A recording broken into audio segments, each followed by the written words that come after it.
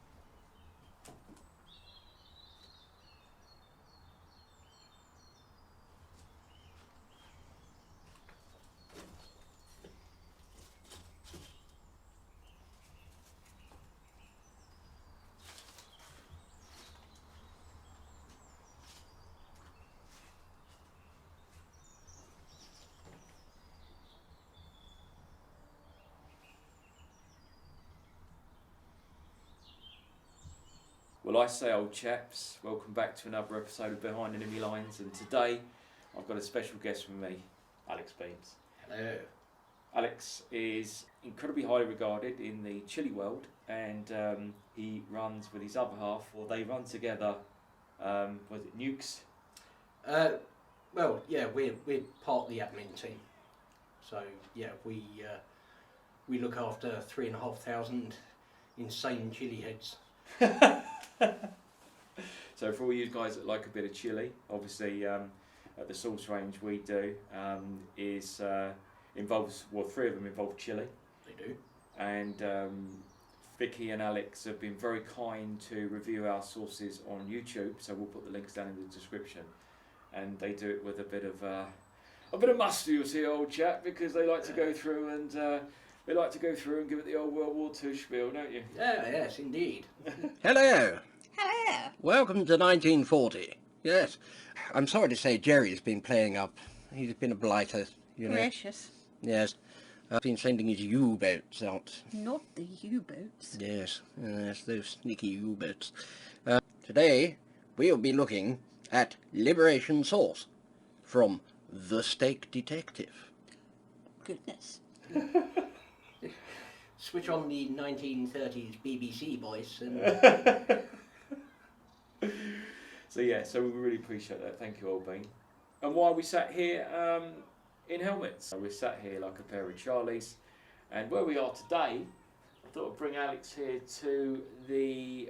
It's a gun emplacement, right? So where we are, and you'll notice from the videos I did on the stop line, that there's a line of defence that runs right across the south of England and then doglegs up to Scotland in an L shape. But here is a gap, and this emplacement would have housed a 6-pounder gun that would have protected that gap. So in the event of Jerry landing either by air or coming over in his tanks by sea, the emplacement that we're in now would have protected that with a 6-pounder gun. A bit further down the road there are 2 interlocking pillboxes where they would have had light machine guns interlocking and then protecting the way into London.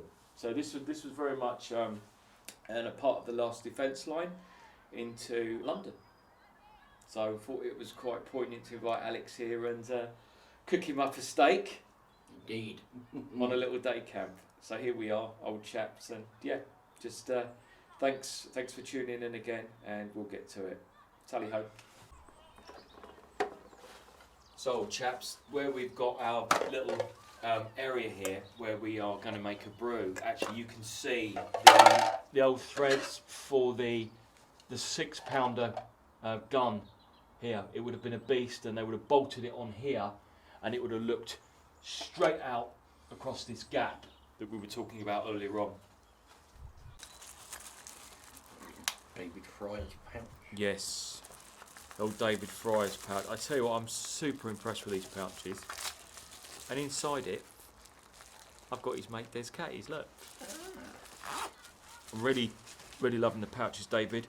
And I've got the big one here, Mrs. Which is by Des Catty's. He's launched a big one. Nice one, Des. I'm about to use this one. And the great thing about this is you just press on the side and it opens up almost like a shoe polish tin, which is great. So I'm looking forward to using this today. Big shout out Des Catty's. It's quite dark in here, do apologise, but there's a war on, don't you know? Turn that bloody light out. There we go. Thanks, Alex. Big shout out Des Catty's.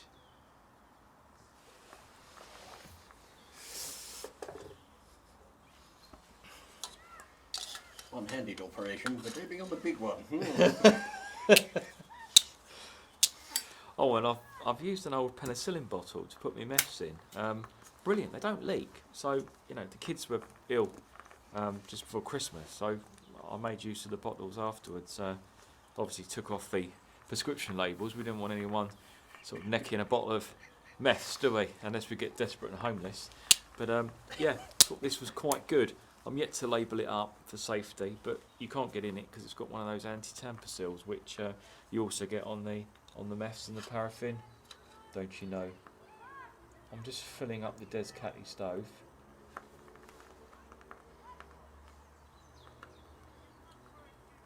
Jolly good, yeah. So Alex has got his.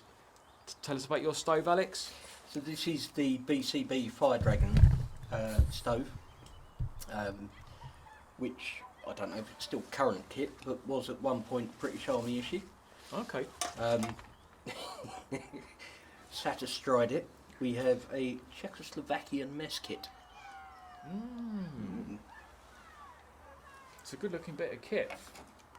That comes with a litre canteen, a small cup drinking for the use of, and a metal pot at the top, bottom there, and at the top we've got another plastic, basically a lid or a bowl, which, see the little bit on the side here, you've got a little tag on the side of this, so it will clip on there, and you've got 2 eating things, so you can have dessert in one and steak in the other.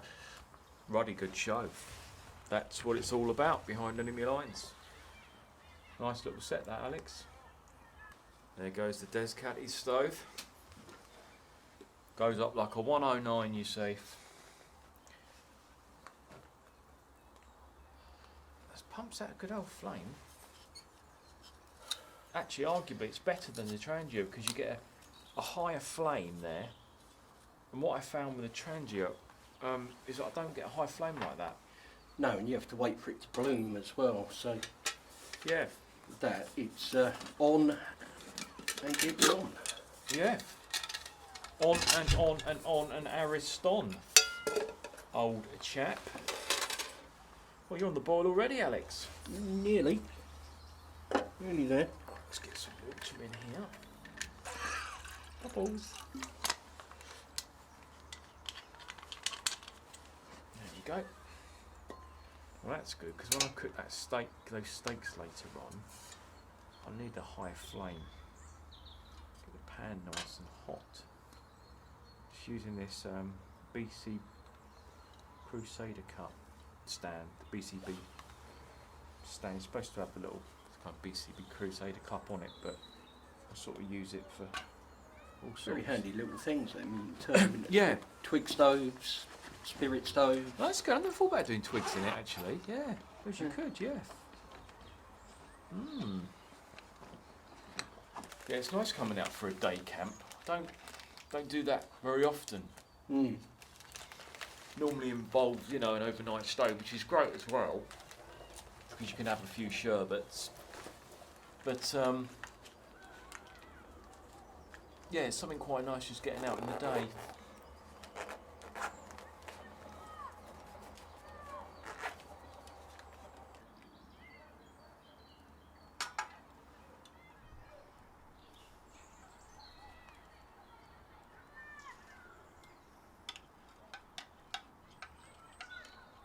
I think the old water's done, old chap. So it's time to get some coffee on the go.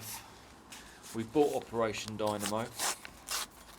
Apparently there's 350,000 troops stuck on the beach at Dunkirk, Alex, that need rescuing. Yeah, blimey. How are they I going to do that? I've got no idea. Well, all the major ships are committed, patrolling, escorting convoys. Right. What about those little ships? Those little ships, we could rally them up as a fleet, couldn't we, old chap? We could indeed. Maybe put a couple of destroyers on there just as escort. It's a very dynamic plan. It's a very dynamic plan. There should be a coffee named, well, or maybe an operation named after it. I know, we'll call it Dynamo! Dynamo! By Jove, I think we've got it!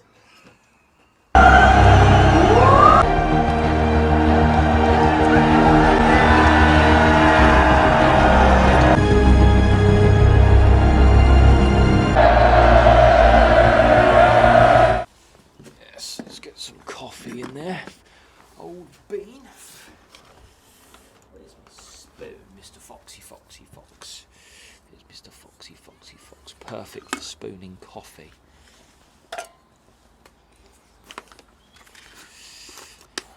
picked that up over in old France. What's that, old chap? The old cafetiere. I did indeed. I bought it in the upper marché. Oh. And I said, Claude, give it here. I need it for my coffee. And he said, how very dare you? And I said, listen, take your fishing boat away. Give us back our fishing boat, Joseph. You didn't mind when we all turned up to liberate you, did you? No. If you keep taking our boats, there'll be no rescue operation in the future, Joseph.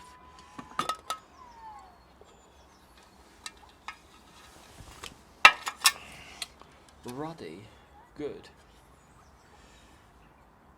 Show, old chap.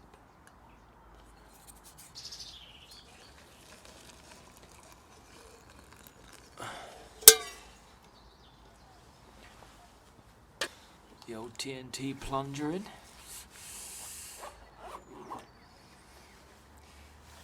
How long have you been wild camping, Alex? Well, I started camping when I was 7 years old. 7? Wow. Yeah, and I'm 50 this year. So, very nearly 43 years. 43 years. Yeah. Which is why my bags are this big now. Just get fed up of carrying the stuff eventually.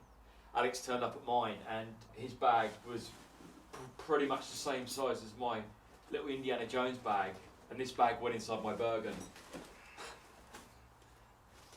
So in that I could put a camera. That's amazing. The secret really is boiling it down to the essentials. Yeah. You know, it's looking at the stuff and going, do I really need to take that? Now obviously when you're doing something like this, you've got your props, your helmets, your big mess tins and cafetiere, which isn't necessarily stuff you would take if you were going wild camping. No. Luxuries. So your wild camping essentials are shelter. Now it could be a tarp, could be a bivvy, could be a tent, hammock, whatever. Sleeping bag, sleeping quilt, blanket, something to keep you warm, essentially. But do you need a pillow? Or could you make do with a rolled up fleece or a jumper? Yeah. You need something cooking, but think about what it is you're cooking. You know, it could be lightweight. I mean, you can go and get ramen noodles for pennies. You know, And they're super lightweight. They weigh nothing, but you need to account for the fact they take water. Yeah. So you can be smart with the way you pack. So say you took a wet ration, such as the ones this gentleman here does. Oh, how jolly good of you to say so, old bean. But you could put that into a pot, heat the pot up, okay, and then use the water for a drink. Yeah. You know, you're not wasting it. Fuel or you're not wasting water or fuel. So that's less weight you have to carry, it's less you have to pack out. Yep. Do you need 15 torches? You know, or could you make do with a head torch and maybe a backup? Do you need an axe? Are you actually going to go and chop wood? Or are you just taking it because that's what everybody takes? Yeah. So it's asking yourself those questions, and you can really pack down light. I can do a single night for less than 4 kilos. Wow. You know, plus water. So. And time of year, I suppose, as well. If it's really cold. Yeah. Yeah. The majority of your thermal weight, if you like, you're going to be wearing anyway. Yes. So, you know, if you're just doing a quick overnight wild camp, then you don't really necessarily need to worry about change of clothes or whatever. You just get in, get down, have a bite to eat, get up in the morning, clear up, leave no trace, and on you go. Yeah. If you're going somewhere for a few nights, then yeah, different story. Interesting. No, it's one of my bugbears is I always set off with the good intentions of being as light as possible, and then what happens is you end up taking everything, and I don't know how these World War II helmets sort of seem to find their way into my bag, old chap, but they do, you know, stick grenades and various props and all that. Terribly clumsy. Yeah, terribly clumsy of me. Would you class a World War II helmet as an essential? In World War II, yes. But yeah, it's just thinking carefully, really. I won't say you need to be smart. You don't need to be smart. You just need to think carefully. You don't have to spend loads of money to have a light bag. You know, I mean, yes, you can go out and get the what do they call it, Cuban Dyneema fibre, you know, tents and the rest of it that weigh ½ ounce. Yeah, great, they're fine. But you could do it with a 50 quid tent from Go Outdoors that weighs 1.5 kilos, and just pack smart around that. So yeah, it's very easy to do once you've done it. I shall have to double my efforts, Old Bean, you see, and try and pack lighter. For the next endeavour. Actually, I might make a little video about that. I'll do my attempt, because as you know, I bought myself a World War II a butcher's bike. I don't know if you've seen my butcher's bike. It's in need of some restoration, but I did think about putting panniers on the side of it to pack. Doing a bike pack. Doing a bike pack. Yeah. Riding down the road, you see, like it's a Hovis advert from 1939. With a Dvorak playing in the background, you know. New World Symphony. When I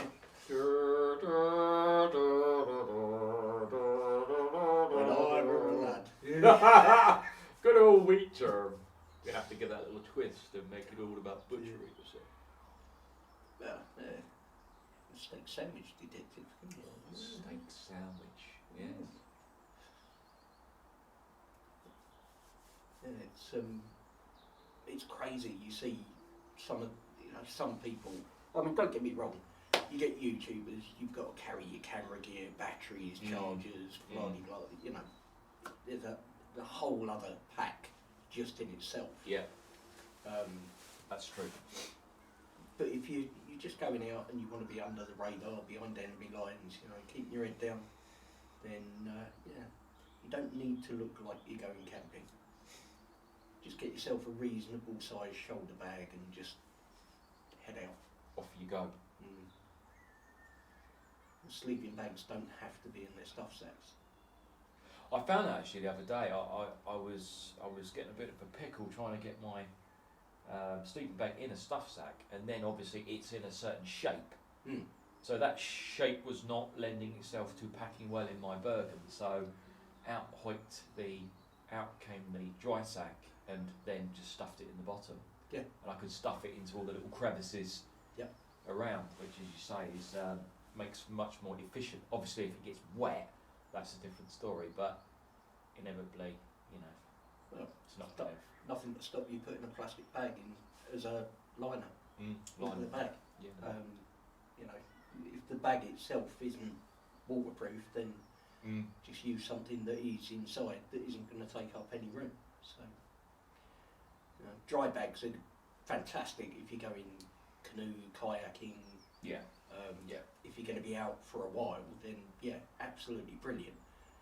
When it comes to electronics, for example, like say chargers, batteries, that sort of stuff, yeah, you'd be daft not to.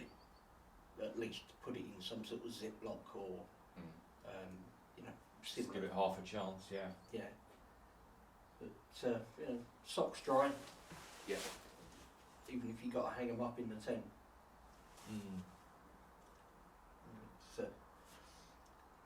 It's quite amusing the stuff you pick up over the years. You know, some of it will be around with you for decades. Yeah. I mean, I've got 150 weight sleeping bag. So one season, summer when it's warm, that I've had for 25 years, maybe longer. Yeah. Don't get me wrong, it's not the most, you know, lovely thing to look at anymore, but still works. Still works, still does the job. Really lightweight. Yep. Packs down tiny.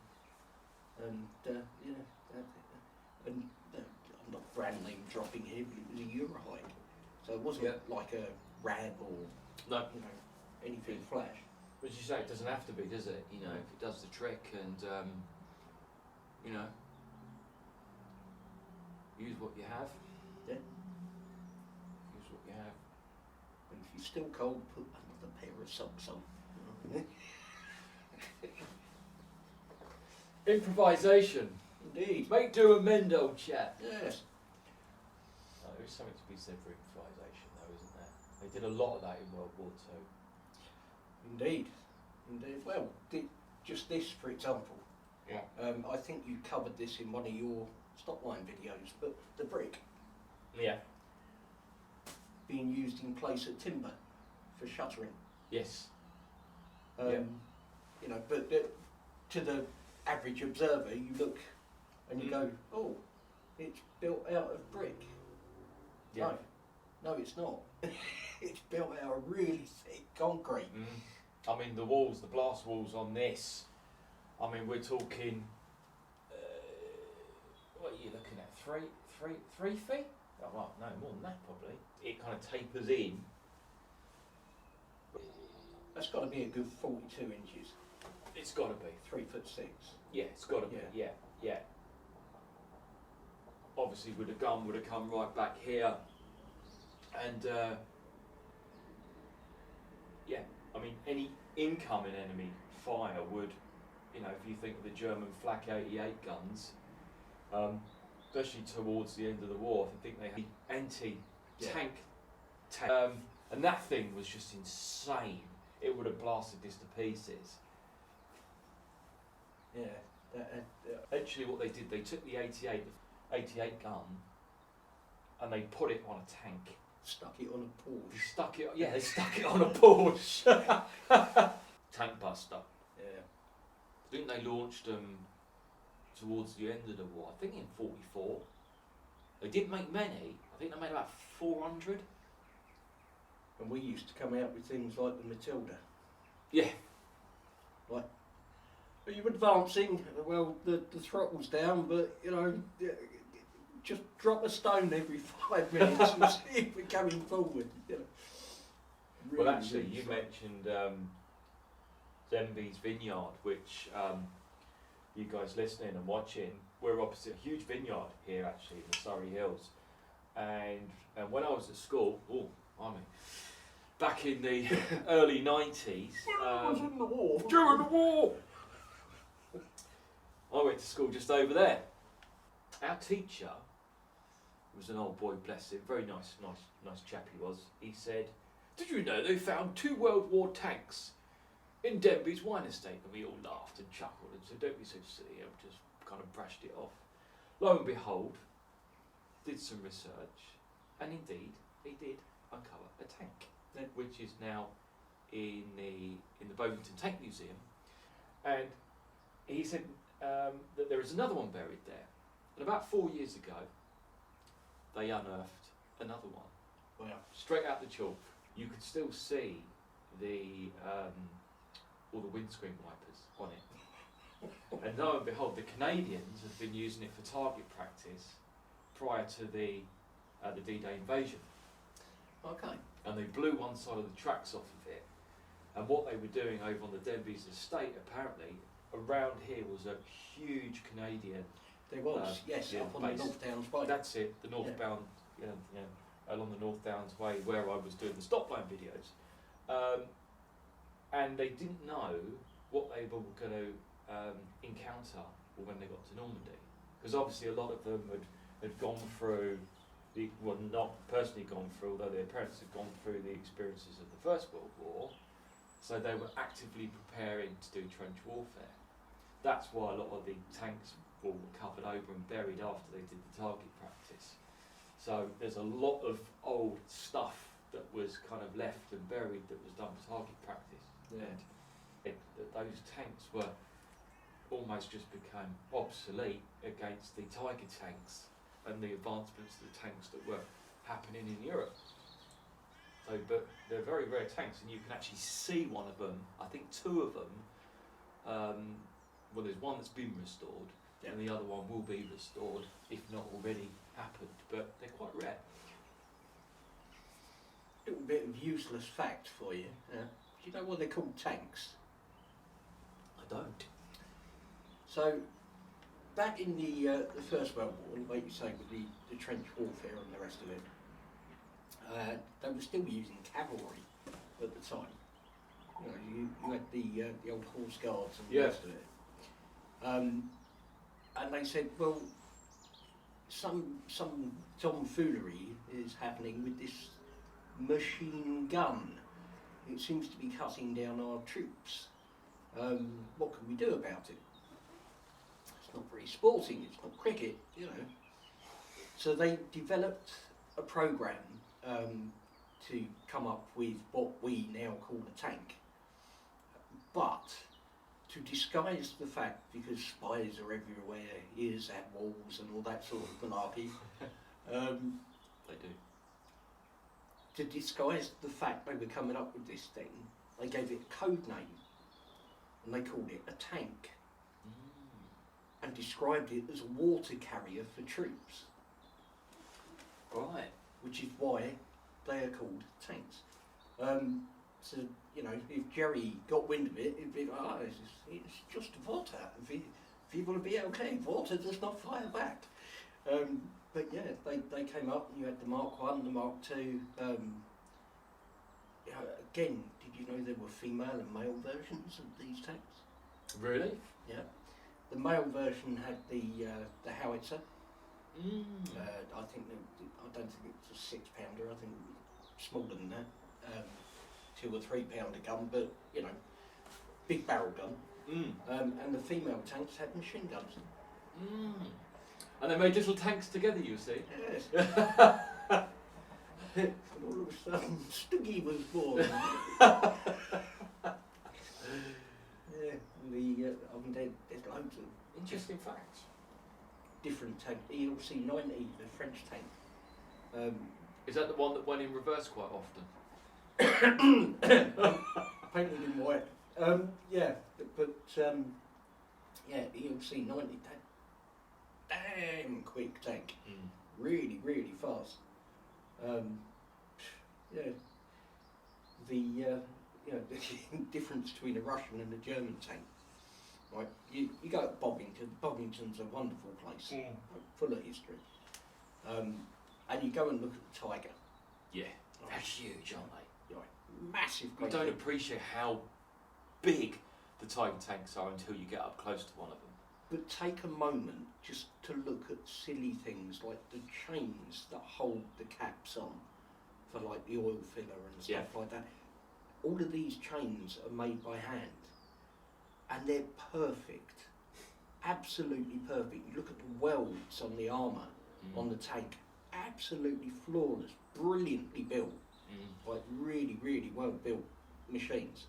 And then you look at a Russian tank and there's gaps between the armour, right? It's basically a bit of string holding the cap on. And the Russian point of view at the time was, if it works, it'll do. You know, they were fighting these immaculately built machines that Germany couldn't actually transport anywhere because they were too wide to go on trains and all sorts of, you know, strange things like that. But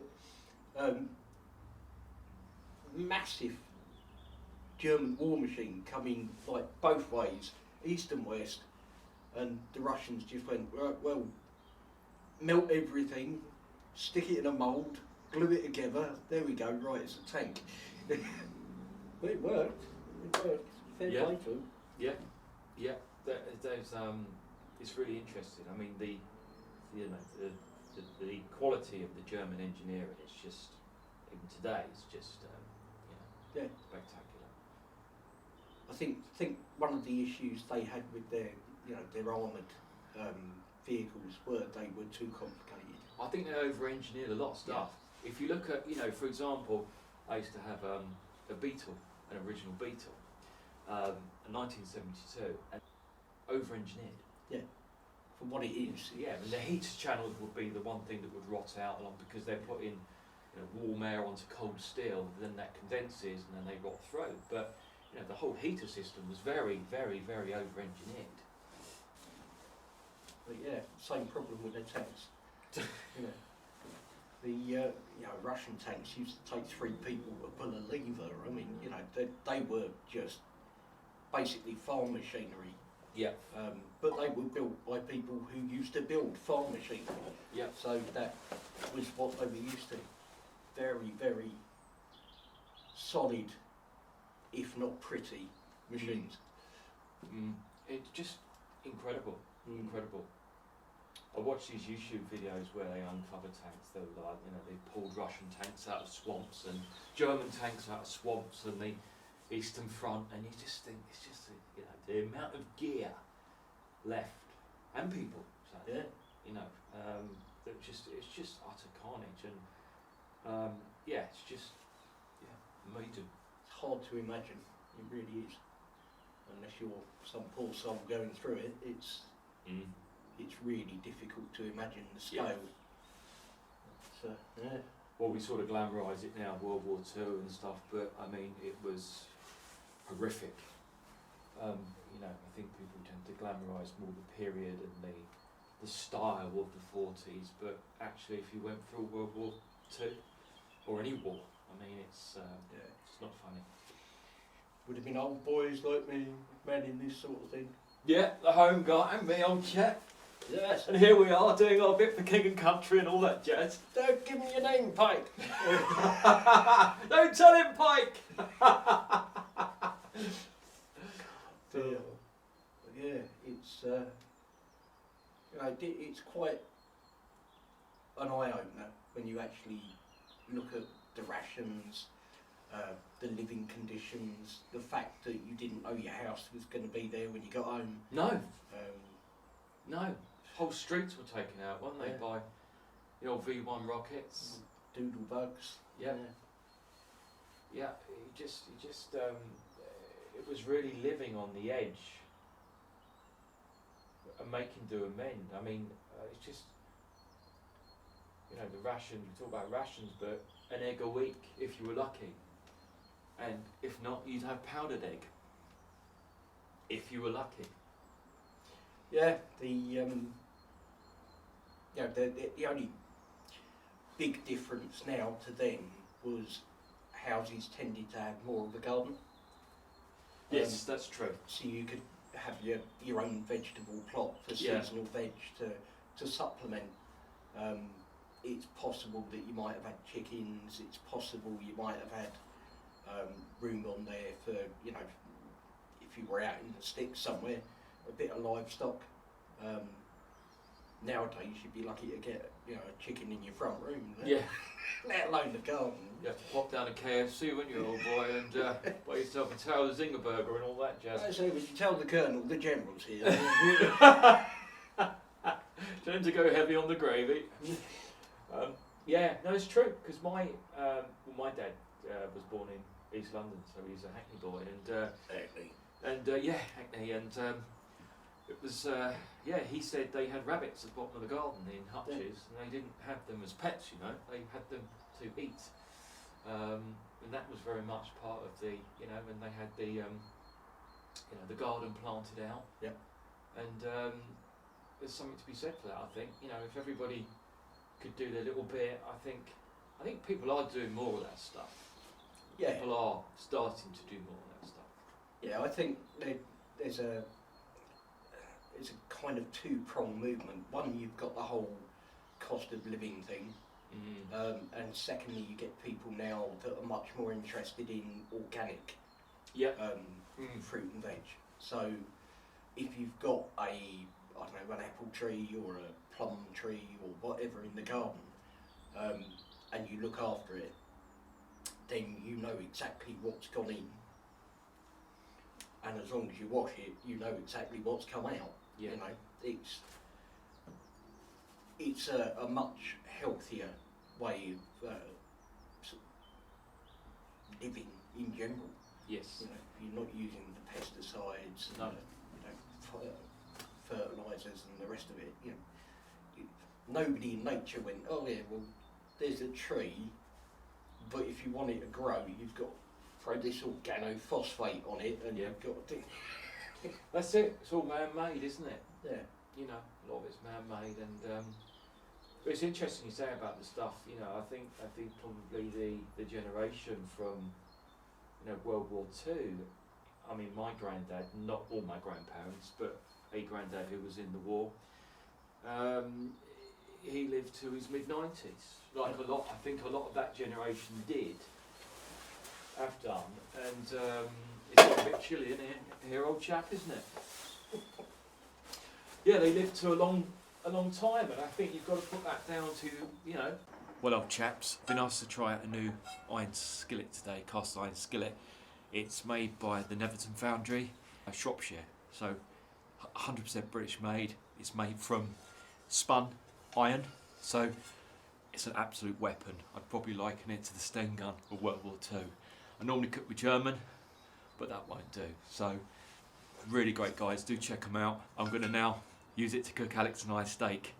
Comes with a lovely wooden handle as well that you can have on or off. So, if you wanted to put it, you know, in the fire as a pan, you can take that handle off and use it as a conventional top, you know, and put something over the top of it. So, looking forward to using that in a moment.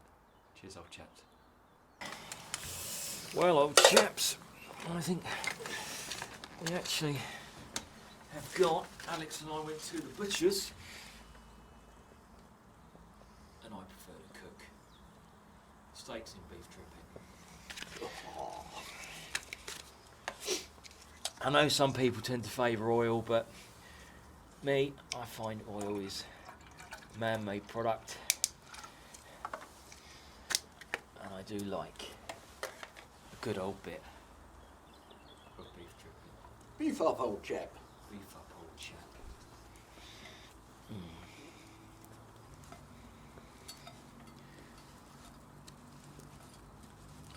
Well, you can smell that straight away. Oh. There we go. Alex just shit some light. They are beautiful, aged, bone-in ribeyes. I'm just going to do a bit of salt and pepper. We're not going to mess around with them too much. Got some Himalayan pink salt, which is my favourite salt. Actually, Himalayan pink salt's got so many electrolytes in it, and magnesium. And pink. And pink too. Pinky pink. Just get number one in there. Put our first one in. Oh! There we go. And then number two, it's got the bone in.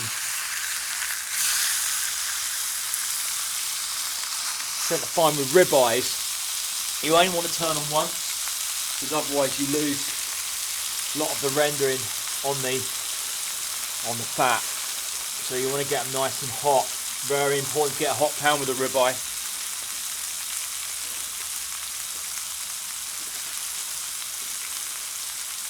Is conducting the heat beautifully.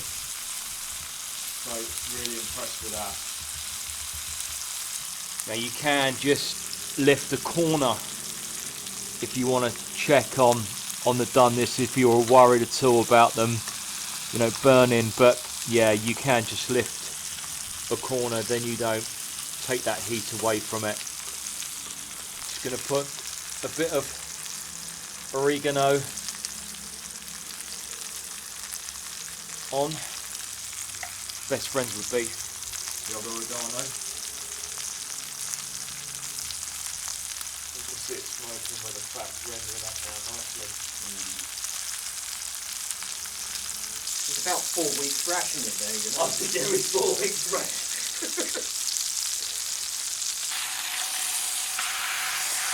Oh, turn in just once, there we go. They're so big they can't get the bone in, you see. Oh, missus.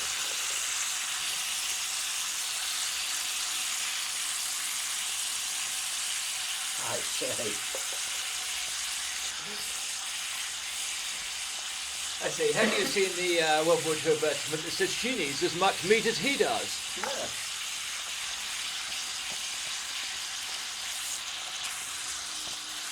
and she'll be jolly glad of this meat, you see.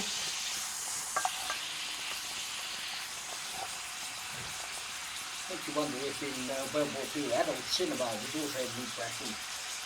One would wonder, yes. We have pornographic coupons, you see, and oh, I'm sorry, dear, I can't possibly do it to the end of the evening. I've run out of coupons, you see. Yes, well, Yes, unless I go next door, she may have some unused rations for me, you see. next door the one's got a chicken. Has she? Oh, A steak knife, you see. oh. We have a couple of good old steak knives here. There you go. And I have a clean fork for you as well. Jolly decent. Well, we can't eat with our fingers, can we, like heathens? What do you think we are, bloody Jerry? Yeah, that's right. Oh, I must remember I've got some sauces to dish out and try. As well as the Liberation sauce, we've got a smoky barbecue sauce in there. Ooh, And we've got a tangy barbecue sauce as well. splendid. And I'm just trialling these at the moment. Again, not really any chili. So, been interested to get Alex's feedback on the sauces. Well, here we are in a World War II gun position, eating a ribeye steak.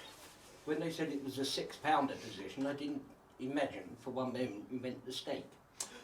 No, indeed not, old chap. There seems to be a bit of confusion here going on that one might mount a 6-pound gun, and actually we've mounted a 6-pound steak, as you rightly say. I'm sure we can conduct a attack on this particular problem. I think we should indeed, old Bean. You tuck in. I hope it's to your liking.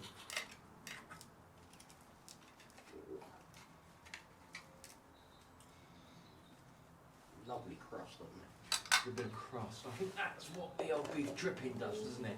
Mm. It creates a lovely crust. Again, I know some people use oil.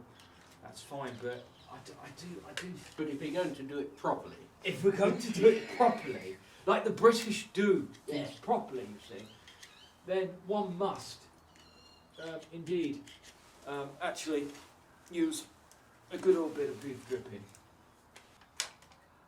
okay. So obviously there's no chili. Well, I'll give you that this time. Hmm? That's good sauce.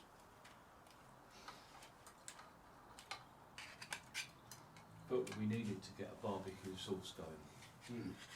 I think that if we launch it, we'll have obviously a World War II theme to it.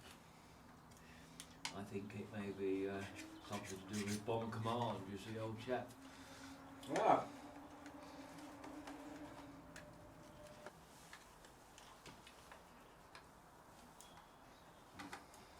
Ooh. Ooh. Alex, you're spoiling us. What have you got there, old chap? Green peppercorn and garlic mustard. Ooh. May I have a little splurge? You certainly can help yourself. Thank you, old chap. That looks just the ticket. So who's this by? Forest Fire. Foraged Fire. A chap called Tim Greaves. Tim Greaves. Down there in the colonies now, don't you? Is he? Well, at least he's one of ours, you see. Yes. When he goes off and does all sorts of foraging, does he? He does. I'm not sure what he's making down under at the moment. Probably kangaroo juice. Oh, that's lovely. Koala chutney. That's lovely. Mm. Pretty clever. Yeah. That's really good. Nice warmth to it.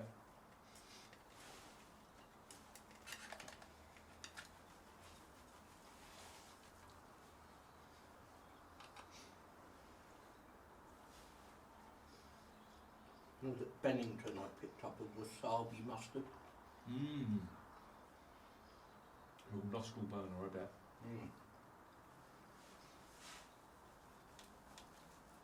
I bet that would make Hitler's top lip quiver. You know the song about him only having one? That's why. Oh.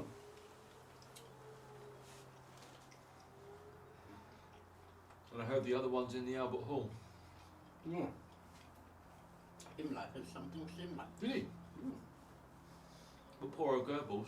Nibbles at all. That's what I've heard, old chap.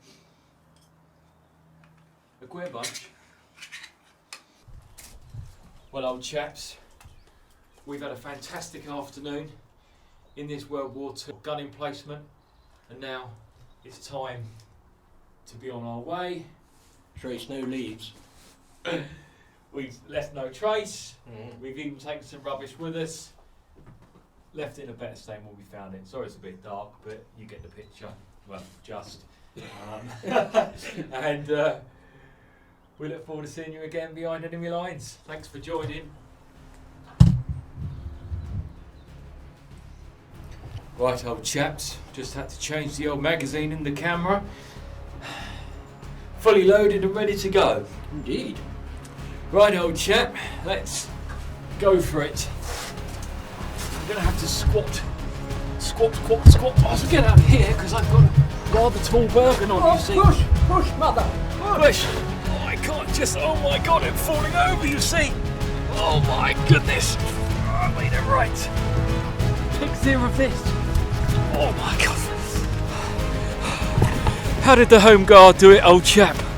Oh, look at this state. I'm being surprised from behind. Are you alright there, old boy? Let me grab you. Oh, look at the jolly state of one's garments. What a mess. Anyway, you can see why they decided to put this gun emplacement here. Obviously a lot of tree growing up, but you can see right across the Dorking Gap. Indeed. Top of the gun emplacement.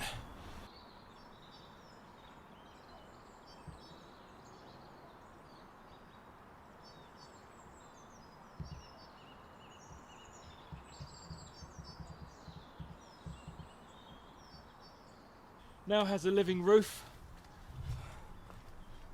and even some jolly lovely ferns growing at the top of it.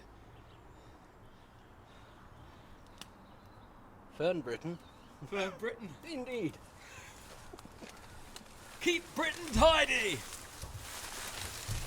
We were just saying how you don't get those campaigns anymore. Alex said to me it was Maggie Thatcher the milk snatcher that took them away. Indeed. Nothing stays the same, does it?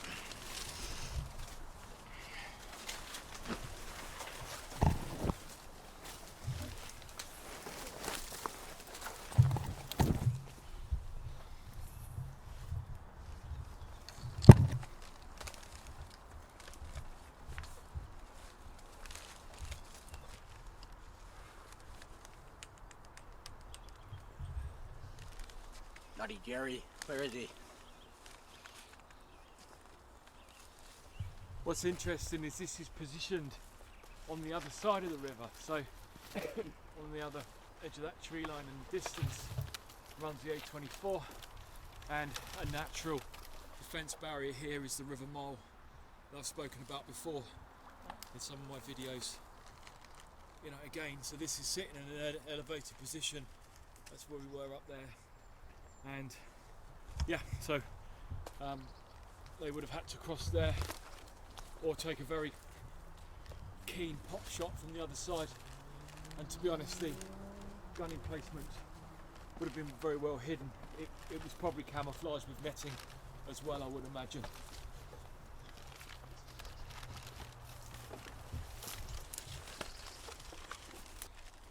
Some people have taken the time and trouble to back this rubbish up and then just thought, well, we'll chuck it in the bushes.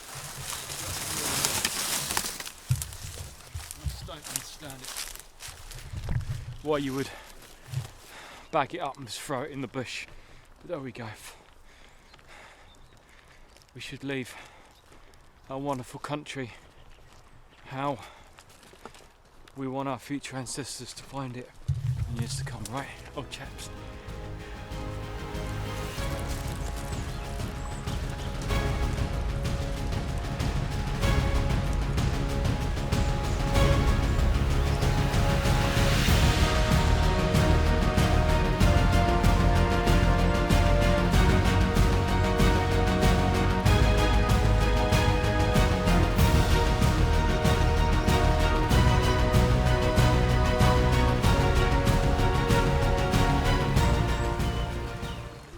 Oh, you watch, I fall in now.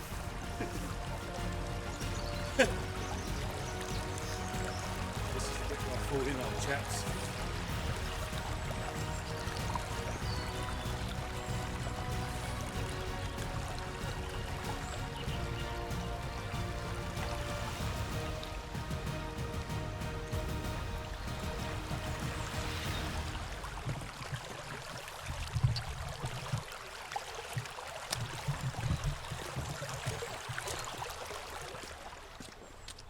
Righty good show, all been.